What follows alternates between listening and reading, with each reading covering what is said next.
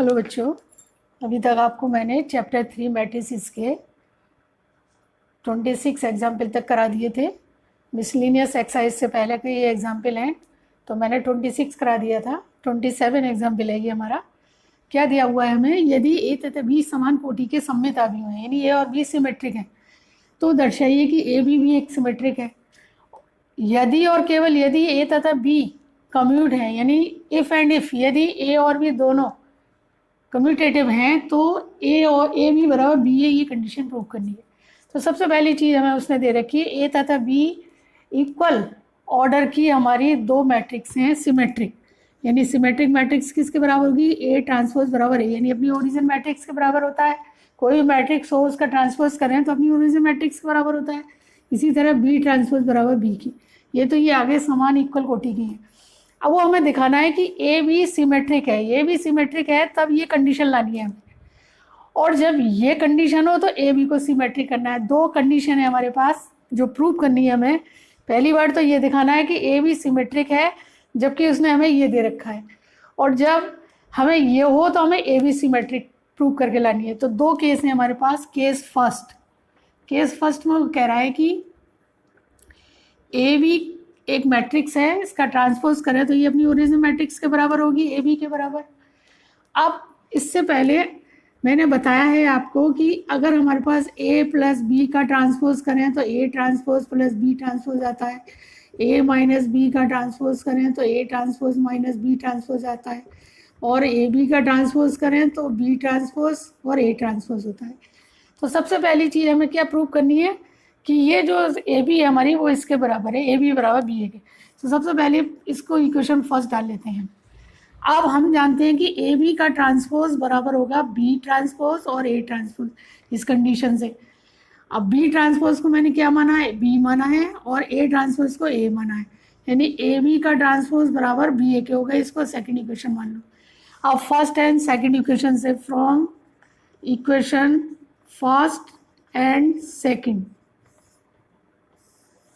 इससे हम कंडीशन कहेंगे ए बी ट्रांसपोज बराबर ए बी के है और ए बी ट्रांसपोज बराबर बी ए के, तो ए बी बराबर बी ए हो जाएगा। पहली कंडीशन हमारी ये प्रूव होके आ गई। जो कह रहा है कि ए बी सिमेट्रिक है तो ये कंडीशन प्रूव करनी है। अब दूसरी कंडीशन क्या है? केस सेकंड में हमें ये लाना है कि अगर हमें ये दे रखा है ए बी बराबर बी ए, तो हमें ए बी का ट्रांसपोज बराबर ए बी प्रूव करके लाना है। ये लाना है, ए बी ट्रांसपोज बराबर ए बी के प्रूव करके लाना है हमें। तो ए बी ट्रांसपोज को मैंने अभी आपको बताया था, ए बी ट्रांसपोज को हम क्या लिख सकते हैं? ए बी ट्रांसपोज बराबर होता है बी ट्रांसपोज और ए ट्रांसपोज के। और ए बी ट्रांसपोज बराबर बी ट्रांसपोज को मैंने ऊपर बता चुकी हूँ, बी के बराबर होगा ए ट्रांसपोज। इसको पहले लिख लीजिए, बी ट्रांसपोज ए ट्रांसपोज, ये बी ए के बराबर होगा। अब ए बी ट्रांसपोज बराबर ए बी के है, और ए बी ट्रांसपोज बराबर ये, अच्छा मैंने दो बार रिपीट कर दिया है, ये यहीं पर लिख दूंगी मैं, बराबर ए बी ट्रांसपोज बराबर है बी ए के। कहाँ से? जो मैंने ये लिया हुआ है, बी ए बराबर बी ए। अब ए बी ट्रांसपोज बराबर बी ए के हो गया, और बी ए बराबर किसके? ए बी के। तो इसको हम लिख सकते हैं A B transpose A B transpose बराबर ए बी के। किससे? इससे। कहाँ गई? ए बी ट्रांसपोज बराबर ए बी के, इक्वेशन फर्स्ट से। या आप इससे भी ले सकते हैं कि बी ए बराबर किसके? ए बी के। प्रूव्ड, ये हमारा प्रूव्ड हो जाता है। तो ए बी ट्रांसपोज जो हमें कंडीशन दे रखी है, ये इसी से हमने प्रूव किया है कि बी ए बराबर किसके रखा है हमने? ए बी के। तो ये दूसरी कंडीशन प्रूव हो गई कि ए बी का ट्रांसपोज अपने स्वयं की ओरिजिन मैट्रिक्स के बराबर होगा, ए बी के बराबर। तो ये था क्वेश्चन 27। अब आता है क्वेश्चन 28। आ गया होगा समझ बच्चों? अब लेते हैं क्वेश्चन 28।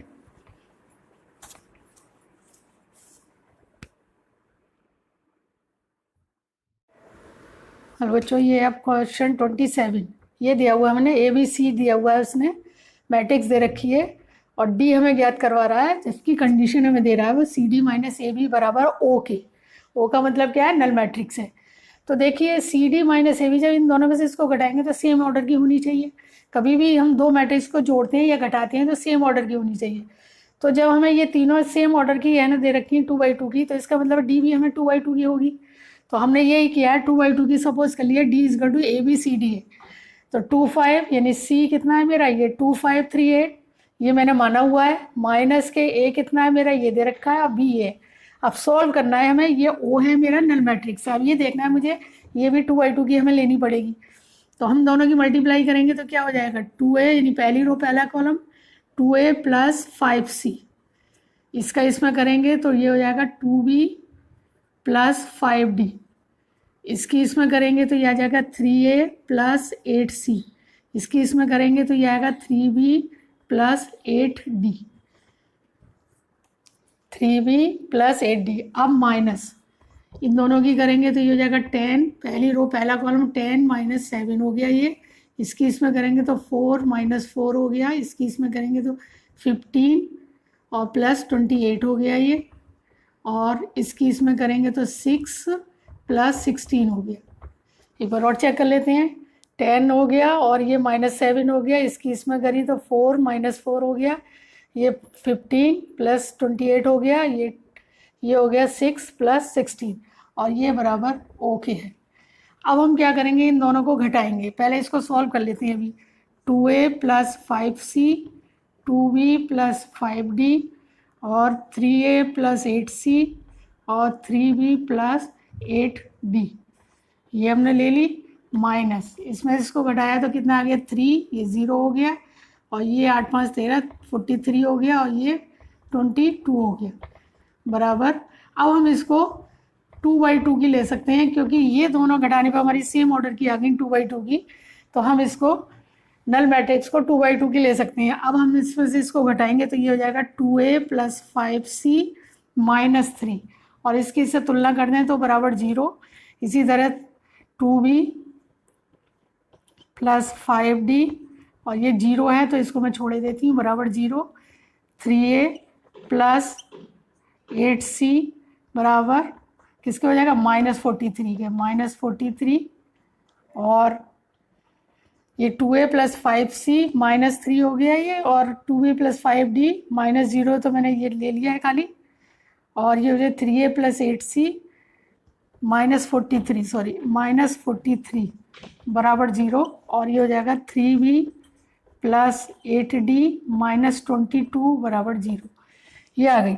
अब इसको ए बी सी डी की वैल्यू निकाल के लानी है हमें, तो हम क्या करेंगे, इसको इधर ले जाए, पहले 2a प्लस 5c बराबर 3 कर लें, और 2b प्लस 5d बराबर 0 है ये हमारा, 3a प्लस 8c बराबर 43 कर लें हम, और 3b प्लस 8d बराबर हम 22 कर लें। अब इनको equation first, second, third and fourth मान लेते हैं।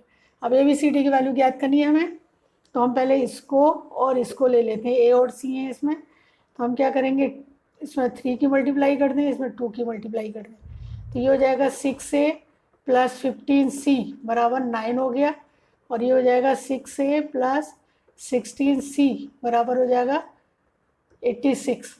अब हम सब्ट्रैक्ट कर दें इनको तो ये कैंसिल हो गया, ये -c बराबर कितना हो जाएगा, 77 हो जाएगा माइनस का, तो ये c इजकल टू आ गया 77। c की वैल्यू इसी में पुट कर दीजिए, आप इसी में लगा दीजिए। 6a प्लस 15c बराबर 9 है, तो 6a प्लस 15 इंटू 77 बराबर 9, 6a बराबर कितना है 9 माइनस इसकी मल्टीप्लाई करनी है हमें, तो 15 में 77 की गणना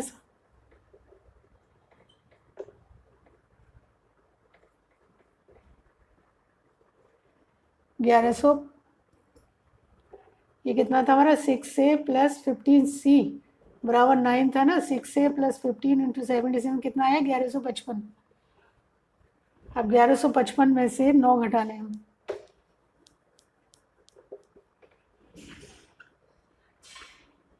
सिक्स आया, 4 आया, 1146, 6a बराबर आ गया 1146 माइनस का, तो ए इज इक्वल टू कितना हो जाएगा, -1146/6। अब देखिए कट रहा है, 3 से कट रहा है, 3 दूनी 6, 3 तिया 9 और 2 या 3 अट्ठे 24, 3 दूनी 6 और 2 से अगर कट रहा है 191 आया माइनस का, ये आ गया ए इज इक्वल टू माइनस का 191। तो ये आ गया हमारा, इसको मैं मिटा देती हूँ यहाँ से। तो हमारी दो चीज़ निकल आई, सी इज इक्वल टू तो आ गया 77 और ए इज इक्वल टू आ गया -191। ये दो चीज़ निकल आई। अब हमें क्या निकालना है, अब हम इन दोनों को ले लें, 2b + 5d, 2b + 5d बराबर 0 और 3b + 8d बराबर 22। तो इसमें भी 3 की करें, इसमें 2 की मल्टीप्लाई करें तो ये हो जाएगा 6b + 15d बराबर 0 और ये हो जाएगा 6b + 16d बराबर 44। तो कितना हो जाएगा घटाने पर, माइनस माइनस माइनस ये कैंसिल हो गया, तो -d बराबर -44, यानी d इज इक्वल टू आ गया 44। अब d की वैल्यू आ गई तो d की वैल्यू इसमें किसी में एक में रख दीजिए आप, तो हमारा b आ जाएगा निकल के। तो d की वैल्यू इसमें रख रही हूँ मैं, 2b + 5d बराबर 0, तो 2b + 5 × 44 बराबर 0। तो 2b बराबर कितना हो जाएगा, 2b बराबर हो जाएगा ये इसको इसलिए हम माइनस के 220, तो b बराबर हो जाएगा -220/2 बराबर 110। तो b बराबर आ जाएगा -110। तो ये आया निकल के। तो c आ गया, d आ गया, ये आ गया। तो हमने d क्या मानी थी, मैट्रिक्स ABCD ये मानी थी। तो a इज इक्वल टू तो आ गया हमारा -191, b is equal to -110, c is equal to 77 और ये आ गया d इज इक्वल टू कितना आया था, d इज इक्वल टू 44। तो ये हमारी ABCD जो हमें निकालनी थी डी मैट्रिक्स वो निकल के आ गई। तो आशा है बच्चों समझ में आया होगा। कुछ नहीं है, हमें एक 2x2 की मैट्रिक्स माननी थी क्योंकि उसने हमें ABC तीनों ही 2x2 की दे रखी थी। अगर हम किसी मैट्रिक्स को आपस में जोड़े या घटाएं तो सेम ऑर्डर की होनी चाहिए, तो इसलिए हमने सेम ऑर्डर की डी मैट्रिक्स ली। तो ये इस तरह सॉल्व करके लाए, आशा है समझ में आए होंगे। अब मिसलिनियस एक्सरसाइज शुरू होगी बच्चों, तो ये मैं अगले एपिसोड में बताऊंगी। थैंक यू बच्चों।